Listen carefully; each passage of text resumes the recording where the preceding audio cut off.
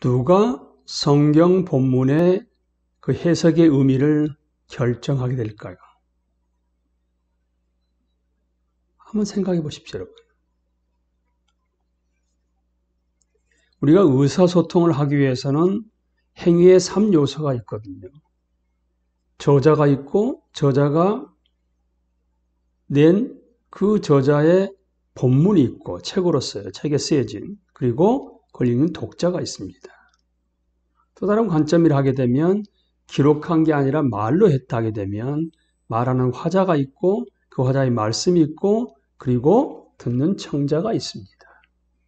자, 의사소통 행위의 3요소에서 과연 어떤 요소가 의미에 결정적인 영향을 미칠까요?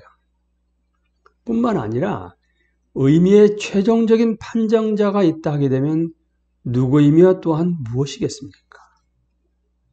이런 질문에 대해서 학자들의 답은 굉장히 다양합니다.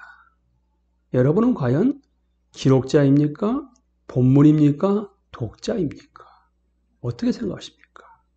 뿐만 아니라 성경 본문의 의미가 하나가 아닌 그 이상일 수도 있는 것인가에 대해서도 질문이 나옵니다. 한번 생각해 볼까요, 여러분? 먼저 우리가 생각할 수 있는 부분은 아니 독자가 의미를 결정하지 무슨 기록자나 저자나 본문이야. 청자가 결정하지 듣는 사람이나 읽는 사람이 결정하지 이거를 독자 반응 접근법이라고 얘기합니다. 지금 세속적인 학계의 지배적인 접근법이 이렇습니다. 포스트 모던에서는 읽는 사람이 나름대로 의미를 결정하지 무슨 저자나 그 본문이 뭐가 중요해 라고 얘기하는 거예요. 그러면서 이것이 내가 의미한 것이 아닙니다. 당신이 의미한 것이 무슨 상관입니까? 저자가 그렇게 얘기했다면 당신이 의미한 것이 무슨 상관입니까? 이것이 나에게는 의미인데요. 내가 결정권을 가지고 있는 겁니다. 그러니까 나에게 이 본문이면 이런 거거든요. 그러니까 설교를 듣고 난 다음에도 오늘 은혜 받았는 것은 자기가 판단하는 것이죠. 여기에 깊이 깔리기는 뭔지 아십니까? 다원적, 다문화적 사회가 지금 포스트 모던을 얘기하고 있는 겁니다.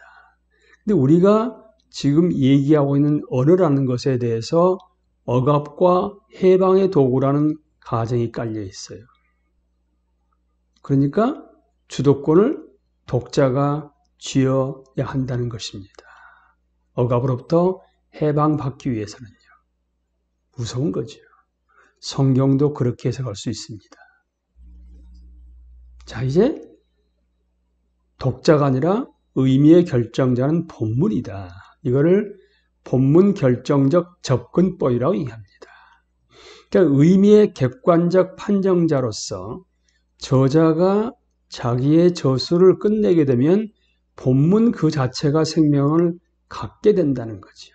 그러니까 본문에 충실하면 되지 그 저자가 본문을 기록했던 역사적 정황, 그 다음에 서신서를 하게 되면 아니면 어떤 복음서를 하게 되면 그거를 최초로 받는 수신자를 아는 것은 중요하지 않다는 겁니다. 알 필요가 없다. 본문 자체만 중요시하는 것이지요. 여기에 어떤 오해가 있냐 하게 되면 성경이 말하기를 영감된 성경의 저자가 말하기를 여기 의미는 여러분 의미의 전달이겠습니까? 의미의 구성이겠습니까? 저자가 의미를 구성하는 것이 저자는 그 의미를 구성해서 본문을 통해서 독자나 아니면 청중한테 알리는 것이거든요. 그런데 이거를 의미 구성까지를 본문에서 알겠다는 것입니다. 이제 하나 남은 게는 뭐죠? 의미의 결정자로서의 저자입니다. 그러니까 저자가 본문 의미의 궁극적인 판정자다. 그러니까 저자, 저술의 의도의 목적을 우리가 알아야 되니까 그걸 하게 되면 그 쓰여진 문헌의 역사적 상황과 그거를 최초로 받게 되는 수신자를 우리가 알아야만 한다. 그러니까 사실 모든 의사소통에 대한 상식적인 접근법임에도 불구하고 특히 성경은 이중 저작권이기 때문에 궁극적인 저자가 하나님이시거든요. 하나님께서 인간 저자를 통해서 성령의 영감으로 성경 66권을 기록하게 하신 것이지요. 그런데 여러분, 놀랍게도 저자가 의미의 결정자라는 것에 대한 반대 의견들이 만만치가 않습니다. 우리는 저자의 생각에 접근할 수가 없다.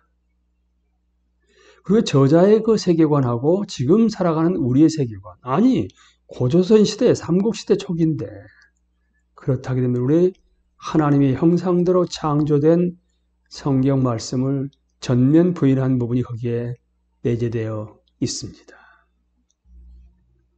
또한 저자가 의도한 의미를 찾는 것은 현대 독자들을 오히려 무관하게 만든다. 관계없이 만든다는 거지. 여기서 우리는 의미와 함이라는 것을 알아야 됩니다, 여러분. 그 당시에 그 수신자나 아니면 독자들에게 이 편지나 아니면 그 책을 쓰게 했던 그 당시의 의미와 거기에 숨겨진 것이 어떤 것이냐. 그 원리나 함의를 가지고 지금 우리한테 적용을 시켜야 되는 부분이기 때문에 여기서는 우리가 의미와 함이란 단어를 알아야지만이 거기에 반박할 수가 있습니다.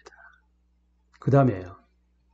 사실상 성경의 이중 저작권의 궁극적인 저자인 하나님의 저작권을 부인하는 사람들이 굉장히 많습니다. 빌립보서 2장 13절 14절을 세 번역으로 읽어드립니다. 하나님은 여러분 안에서 활동하셔서 여러분으로 하여금 하나님을 기쁘게 해드릴 것은 염원하게 하시고 실천하게 하시는 분이십니다. 무슨 일이든지 불평과 시비를 하지 말고 하십시오. 성령의 영감으로 기록되어 있는 하나님의 말씀을 우리로 하여금 깨달아 알고 그 의미에 맞춰서 삶에 적용할 수 있도록 하기 위해서 하나님은 우리 안에서 활동하고 계십니다. 우리로 하여금 하나님을 기쁘게 해드릴 것을 성령 하나님이 염원하게 하시고 실천하게 하십니다. 이걸 안다하게 되면 저자의 의미 결정권이 있다는 것을 감히 부인할 수가 없는 것이지요. 성경 해석에 대한 저자 지향적 접근법 아래 신적 의도는 포함될 수 있고 오히려 포함되어야만 합니다. 왜요? 이중 저작권의 궁극적인 저자가 하나님이시고 우리를 하나님의 형상으로 창조하셨기 때문에 그 인격적인 삼위 하나님과 지속적인 관계 안에서 성경 해석이 올바르될 수가 있는 것이지요. 자, 이제 두 번째 큰 질문입니다. 성경 본문이 하나 이상의 의미를 그럼 가질 수가 있는 것인가? 그렇습니다. 의식적으로 다중 의미를 의도했을 수가 있습니다. 우리는 여기서 성경 해석을 올바로 하기 위해서 몇 개의 단어, 어휘를 아실 필요가 있습니다. 분명히 도전적인 본문과 다중 의미를 지닌 본문이 있거든요. 먼저 해석을 위한 어휘를 아실 필요가 있게 되는데 의미가 영어로는 meaning인데요. 의도하는 패러다임이나 원리입니다. 그 본문이 기록될 당시의 의미가 무엇인가? 그렇다게 되면 그 의미에 숨겨져 있는 의미에 내포되어 있는 하위 의미로서의 함의는 뭔가? 그리고 그 의미에 대해서 함의에 대해서 지금 현재 독자는 어떤 반응을 보여야 되는 것이 바람직한가를 영어로 significance의 의라고 얘기합니다. 그리고 이야기의 대상이나 재료로 등장하는 소재가 있지요. 한번 적용시켜 볼까요, 여러분? 속이는 저울은 여호와께서 미워하시나 공평한 주는 그가 기뻐하시느니라. 잠언 11장 1절 말씀입니다. 여기서 소재는 뭐죠, 여러분? 저울, 추죠. 그렇지 않습니까? 이 의미는 무슨 의미인지 아시겠죠, 여러분? 사실상 이게 깔린 의미는 무슨 말인지 아시냐 하게 되면 그 저울을 속이지 말라는 얘기죠. 그런데 그 함의와 의의는 뭐겠습니까, 여러분? 정직하라. 삶의 현장에서 하나님 앞에서 정직한 삶을 살아가는 의미입니다. 매사에 여러분. 도전적인 본문과 다중의미에 대해 다시 한번 깊이 생각을 해보겠습니다. 이사야 7장 14절을 개역개정으로 읽어드립니다. 그러므로 주께서 친히 징조를 너희에게 주실 것이라. 보라, 처녀가 잉태하여 아들을 낳을 것이요 그의 이름을 임마누엘이라 하리라. 이 이사야로 하여금 이사야를 기록하게 했던 시기가 언제쯤이냐 하게 되면 주전 732년에서 716년 어간에 통치했던 유다의 아하스 왕에게 징조로 주어진 말씀입니다. 그 여선지사에게서 태어날 아이 이사야는 그 약속된 아이가 채 몇 살이 되기 전에 아하스의 대적들이 아수르에 멸망하게 될 것을 말하고 있습니다. 그러니까 아하스의 대적이라 하게 되면 아람 왕과 북이스라엘 왕을 얘기하고 있는데요. 굉장히 남유다의 지금 아하스 왕은 어려운 상황에 풍전등화 같은 상황에 처해 있는 상황에서 이사야를 통해서 7장 14절에 그렇게 얘기를 했던 것이지요. 그런데 놀라운 것은 마태복음 1장 23절에서 마태는 이렇게 성경 말씀을 기록했습니다. 보라, 처녀가 잉태하여 아들을 낳을 것이요 그의 이름은 임마누엘이라 하리라 하셨으니 이를 번역한즉 하나님이 우리와 함께 계시다 함이라. 임마누엘이라는 단어가 무슨 의미냐 하게 되면 하나님이 우리와 함께 계시다. 그러면 700년 이상이 지난 후에 마태는 이사야 7장 14절을 예수님의 탄생에 의해서 그 말씀이 성취된 것으로 인용했습니다. 그러니까 이사야 7장 14절 본문이 어떻게 주전 8세기의 시대에 나온 그 본문 말씀이 주전 약 4년, 그러니까 무려 720년 이상이 되지 않습니까? 마태 시대에 동시에 합당하게 적용될 수가 있느냐는 것에 대한 의문을 가질 수가 있고 가져야만 하겠지요. 이게 예언이 갖고 있는. 그런데 궁극적인 저자가 하나님이시라 하게 되면 여러분 하나님은 시제에 제약을 받으십니까? 과거, 현재, 미래에 대해서요? 그걸 아신다 하게 되면 이걸 우리가 이렇게 설명할 수 있습니다. 분명히 이사야는 아하스 왕 때이기도 하지만 또 미래 언젠가 그 하나님이 함께 하실 구세주가 오실 것이라는 것을 어렴풋이 알았겠죠. 하지만 그분이 예수 그리스도인 것은 모릅니다. 그렇지 않겠습니까? 하지만 성령의 감동을 받은 마태는 바로 센수스 플래니오르란 그 의미가 라틴어로 보다 충만한 의미거든요. 때가 차서 이제 오실 분이 바로 예수 그리스도다. 그래서 그 이사야 7장 14절을 예수님의 탄생과 접목시킨 겁니다. 그런데 어떤 학자는 그게 아니다. 그렇게 생각하면 안 된다. 원 본문의 함의로 이해를 하자.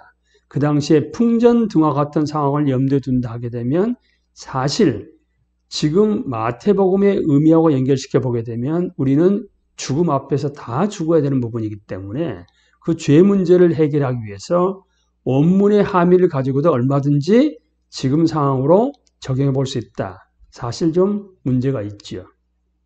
그런데 성경신학적으로 그것은 일종의 모형론적 접근법이다. 그러니까 창세기부터 요한계시록까지 구속계시의 점진적인 역사가 완벽하게 정점에서 목적 달성했던 것은 예수 그리스도다. 그렇기 때문에 이사야 7장 14절에 종착역은 바로 예수 그리스도 복음서에 나와 있는 마태가 그렇게 기록한 게 맞다라는 접근법을 얘기합니다. 여기서 우리는 그런 연대기적 사건들에 대한 예언적 전망을 어떻게 볼 것이냐 라는 궁금증이 나오지요. 혹시 여러분들은 첩첩산중을 정면에서 봤을 경우에는 앞에 보이는 산과 뒤에 보이는 산이 얼마나 떨어진지를 모르잖아요. 그러니까 그걸 예언적 원근법이라고 얘기합니다만 전문 용어로 정면에서 봤을 경우에는 그 거리가 얼마인지를 모르지만 측면에서 보게 되면 그 거리가 얼마인 줄을 알 수 있는 것처럼 사실 이사야는 정면에서 봤다 하게 되면 지금 마태는 측면에서 700년이 지난 다음에 아하 점진적 역사 안에서 이제 그게 정점에서 예수 그리스도가 오셨구나 초림하셨구나 그렇게 파악을 할 수가 있다는 것이죠. 그러니까 미래에 대해서도 언제인가에 대해서는 우리는 모르지만 하나님은 때가 차면 그렇게 약속들을 성취하시는 것처럼 측면 관점에서 보게 되면 보인다고 얘기를 하기 때문에 다중적 의미가 있다는 것을 이제 여러분도 아시겠죠. 특히 예언서에서는요. 우리 안에서 활동하셔서 하나님을 기쁘게 해드릴 것을 염원하게 하시고 실천하게 하시는 우리 주님의 말씀에 하백 여러분 온전히 순종하십시오.